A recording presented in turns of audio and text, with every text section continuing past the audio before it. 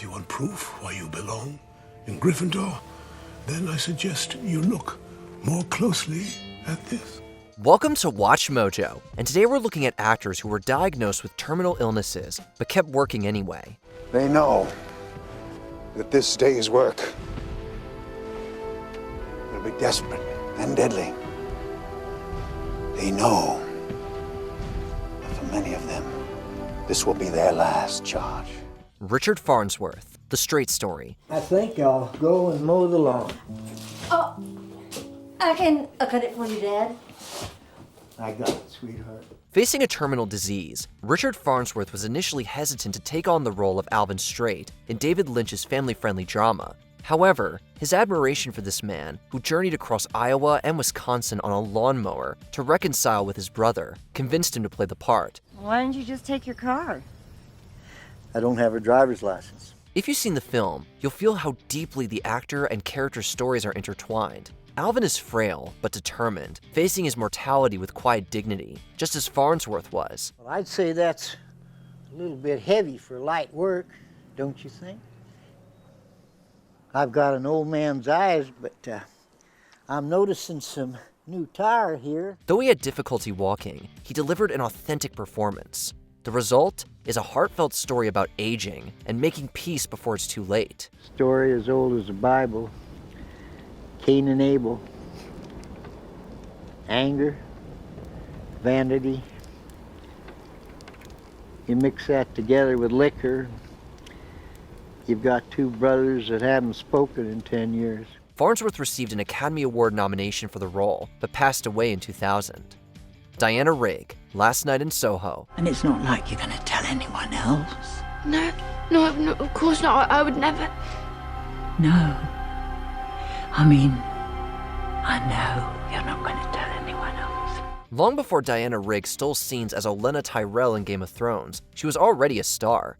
As Teresa DiVincenzo, she wasn't just any Bond girl, she was the only one to ever become Mrs. Bond. The bride and bridegroom, Mr. and Mrs. James Bond. Sadly, Rigg's final bow came in Edgar Wright's 2021 psychological horror film, where she played the sympathetic, yet toxic Miss Collins. Nice police lady came round, asking questions about you, about your well-being. When shooting resumed in 2020, Rigg had already been diagnosed with cancer. She died in September that same year, never getting the chance to see the final product. Nevertheless, the film is dedicated to her memory and other actors who passed away. Sad as it is, we must say, Rigg went out with an absolute bang of a role. I wouldn't do that to you, no. You're going to go to sleep.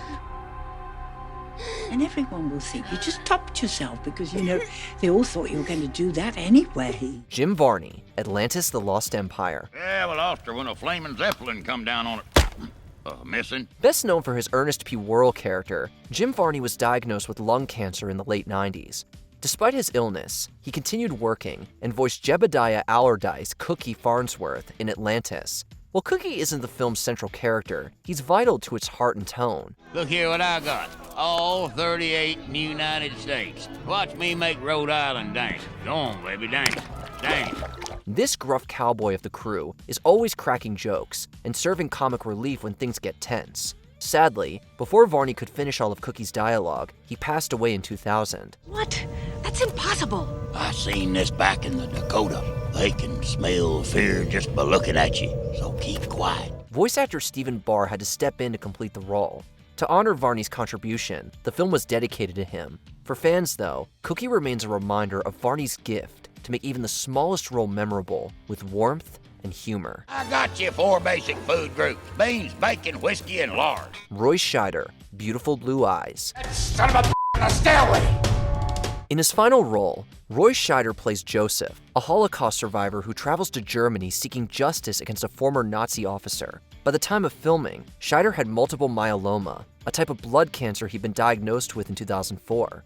Though it was terminal, Scheider faced it for years, even throwing himself into the role of Joseph. Unfortunately, he died before the film's production could be finished, so CGI had to be used to complete some of his scenes. In a chilling twist, Joseph was loosely based on Bruno Newton, who died of the very same disease during filming. It makes Scheider's passing all the more haunting and unforgettable. Name, motherfucker. Richard Harris, Harry Potter and the Chamber of Secrets. That our students are in great danger. What should I tell the staff? The truth. Tell them Hogwarts is no longer safe. Richard Harris's turn as Dumbledore gave the beloved franchise its first taste of the headmaster's warmth, wisdom, and subtle humor.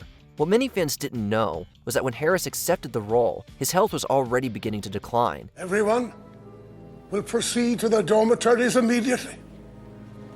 Everyone except you three. At first, he was reluctant to play the character since it required a long-term commitment, but thanks to his 11-year-old granddaughter, he took it on. Sadly, his condition worsened, and he died of Hodgkin's disease in 2002, just before the second installment of Harry Potter was released. While Michael Gambon gave his own iconic take on the role, Harris's passing shocked fans who knew of it. The truth is, his absence left a noticeable mark on the series. They burst into flame when it is time for them to die, and then they are reborn from the ashes. John Hurt, That Good Night. Hey, you know where she hides the good stuff. Get me a nice glass of brandy. This 2017 British drama follows Ralph, a renowned screenwriter seeking peace with his estranged son, while also yearning to die with dignity. Hello, Michael, it's your father. Can you get here before Sunday? Yes, it needs to be before Sunday. Sadly, the actor and character had some similarities. Both were terminally ill. John Hurt, who played Ralph, had been diagnosed with pancreatic cancer in 2015, but chose to keep acting. He was in remission when the film was shot, yet his real-life struggles gave the role an extra poignancy. Watching him, you can see he understood the character's pains and desire for closure in the deepest way. Tragically, Hurt died in 2017, the same year the film was released, making it his final role. In hindsight, the film feels like a quiet farewell to one of cinema's finest actors. Something I suppose I should tell you. Cassie's pregnant. Well, I'll have to change my will to include him. Have to leave the little bastard something. Richard Burton, 1984. Do you know why you're here?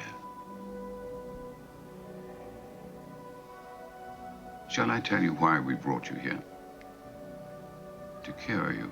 No doubt, Richard Burton was one of the most talented actors to have ever lived. His brilliance as an actor was often overshadowed by his vices.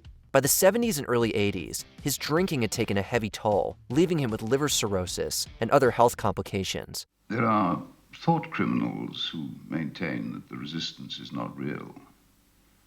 Believe me, Winston, it is very real. Though he died suddenly of a brain hemorrhage, it's widely believed that drinking contributed to his poor health and eventual death. Despite his declining health, Burton played the character O'Brien so powerfully that it received critical acclaim. Released just 2 months after his death, 1984 became a haunting reminder that Burton was a great actor right until the very end. You are thinking that my face is old and tired. That while I talk of power, I am unable to prevent the decay of my own body. Richard Jordan, Gettysburg. They will not be invited to join George's ever-shrinking circle of friends. Drawn from Michael Shara's 1974 novel, Gettysburg tells the story of the American Civil War. At its core are soldiers and generals whose choices shaped the course of history. Amongst them stands General Lewis Armistead. And the boy over there with the color guard, that's Private Robert Tyler Jones. His grandfather, President of the United States. This Confederate officer was brought to life with remarkable emotional depth by none other than Richard Jordan himself. But here's a poignant twist you might not have known. Jordan was combating brain cancer during filming. He died in August 1993, only a few months before the film was released. That knowledge makes his portrayal of Armistead, who himself didn't survive the battle, all the more heartbreaking. When you listen to his speech about Virginia, it carries an added weight. We are all here, Colonel. You may tell them when you return to your country that all Virginia was here on this day. Julian Beck, Poltergeist 2, The Other Side. I'm smart. And I'm your friend. And I know what you are thinking. Julian Beck's death is often wrapped up in the so-called poltergeist curse, but the truth is far more grounded. Beck had stomach cancer long before filming Poltergeist 2. He was first diagnosed with the disease in 1983, yet that didn't stop him from playing the terrifying Reverend Kane. Come on, Carol Ann, it's raining. Come on. What's wrong? Is this the that ghostly appearance he has in the film was probably because of the illness. Beck leaned into it and delivered a performance that audiences still describe as chilling. It wasn't just about the makeup, but also the raw intensity Beck brought to the role. Sadly, he passed away after working on the film, which makes the role both heartbreaking and hauntingly real. Are you afraid, honey? Well, why don't you come with me? All right. I'll sing you a song till your mom comes back. God is in his holy temple. Earthly thoughts be silent now. Edward G. Robinson, Soylent Green. How do we come to this?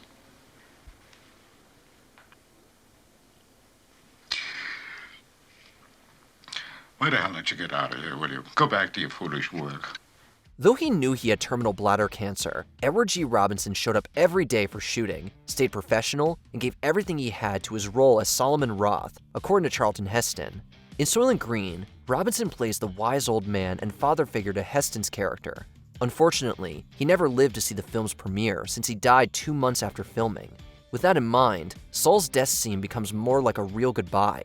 Surrounded by the image of the natural world lost, he gets a quiet farewell. Frankly, Soylent Green wasn't just Robinson's final film, it was his final masterpiece. Though he never got an Oscar for it, he got a well-deserved posthumous Lifetime Achievement Award. I peddle this damn thing halfway around the world. Yeah, I'm getting pretty sick of you. Yes, but you love me. Alan Rickman, Eye in the Sky, and Alice Through the Looking Glass. You've been gone too long, Alice. And he will be gone before long. Who will be gone? What has happened? Severus Snape is Alan Rickman's most recognizable role, but the actor almost didn't see the character through to the end. He was diagnosed with prostate cancer in 2005 and continued fighting the disease until the following January. With filming for Order of the Phoenix on the horizon, Rickman considered dropping his part to recover, but ultimately decided it was better to finish what he'd started. In these lessons, I will attempt to penetrate your mind. You will attempt to resist. Prepare yourself. He continued acting throughout the next decade before being diagnosed with pancreatic cancer in 2015. Only those closest to him were told about his condition as he continued work on Alice Through the Looking Glass. Your Alice, of course. Absalom? The film, released posthumously, was dedicated in Rickman's memory, alongside Eye in the Sky, a politically charged thriller that became his last live-action performance. Pete Postlethwaite, Inception. Smoking had been a part of Pete Postlethwaite's life since he was 10 years old, and the dependency ultimately cost him his life in 2011. Director Steven Spielberg called him the best actor in the world. British actor Pete Postlethwaite has died. He had been diagnosed with pancreatic cancer just a year and a half prior and continued working right up until the end. Among his last films were Ben Affleck's The Town, for which he received a posthumous BAFTA nomination, and Christopher Nolan's Inception. Arguably the more well-known of the two films, Inception is also notable for its eerily prescient imagery of the deceased actor.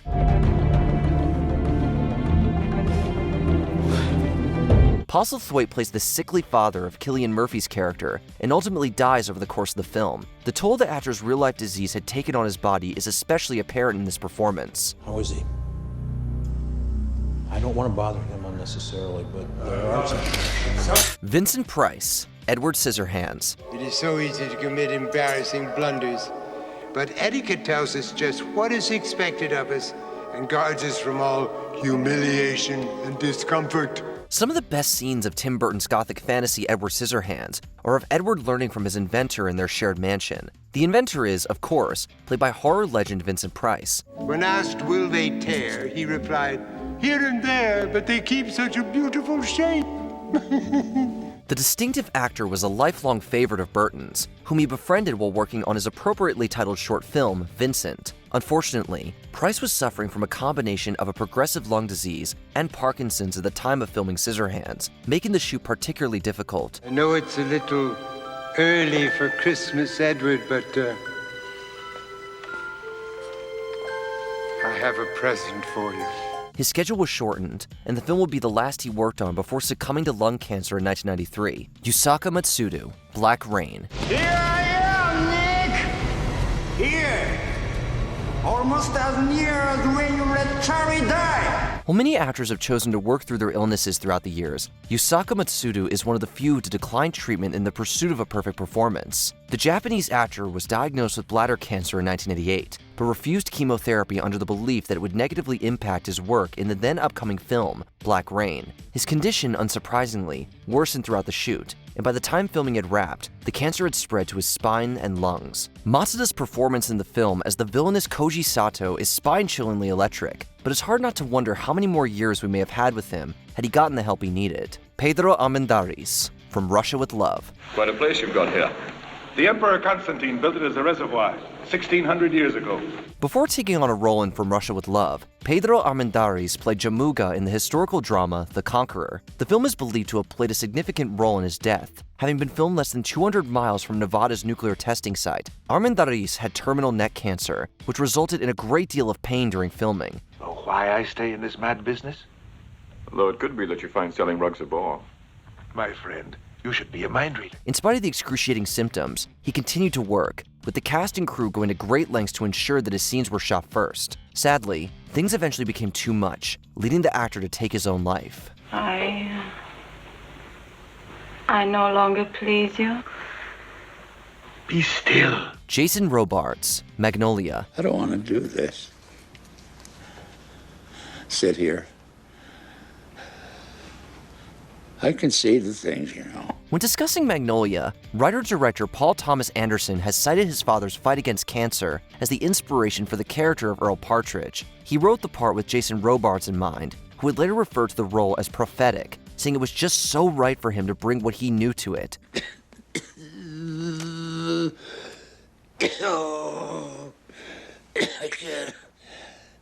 I can't hold on to this any longer. It's a harrowing performance, made all the more real by Robards' unique life experience. The actor ostensibly had lung cancer himself at the time, a disease which would be the cause of his death just a year after the film's release. Earl.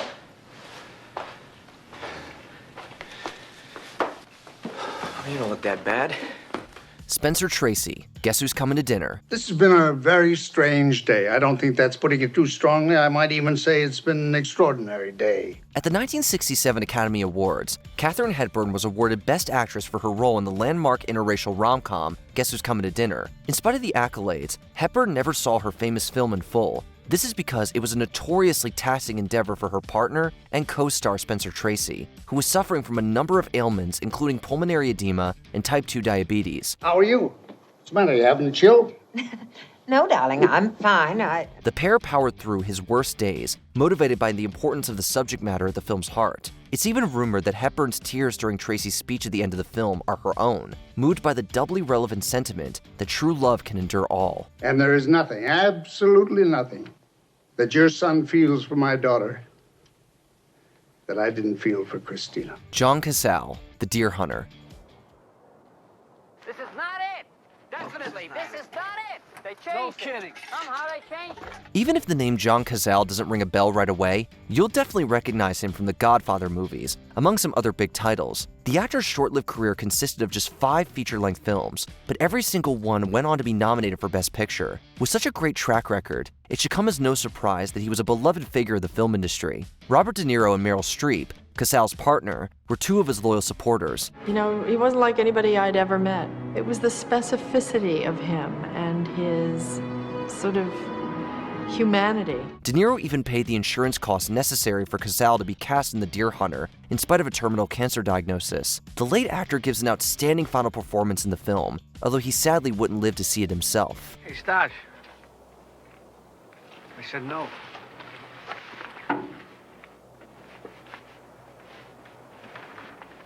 What, you gonna shoot me? Huh? Yeah.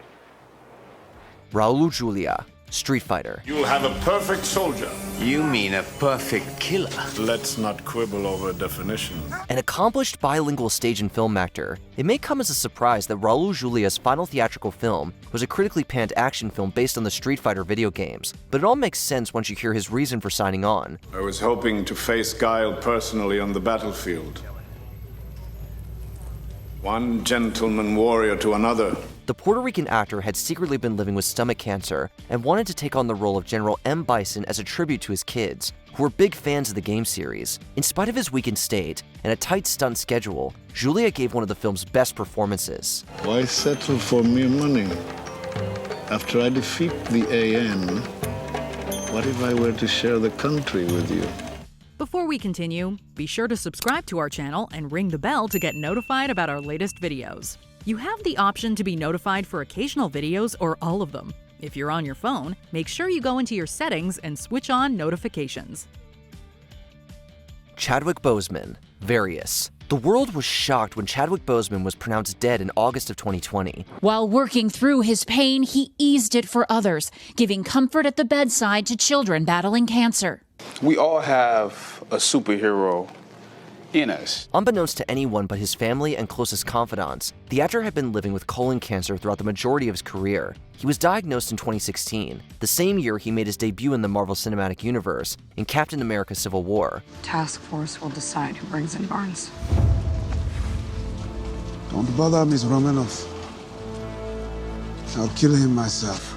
Although the severity of his struggle with cancer is unknown, the effects of the disease never seemed to impact the results of his phenomenal work. His multi-film performance as T'Challa meant a lot to many, while his roles in films like The Five Bloods and Ma Rainey's Black Bottom further proved his strength and versatility as an actor. Chadwick was an artist, someone who was willing to leave his vanity, his ego, everything at the door and serve the character. Which of these actors' final roles is the most haunting? Let us know in the comments. I get around. I love getting around. Love talking to people, even on a rainy day.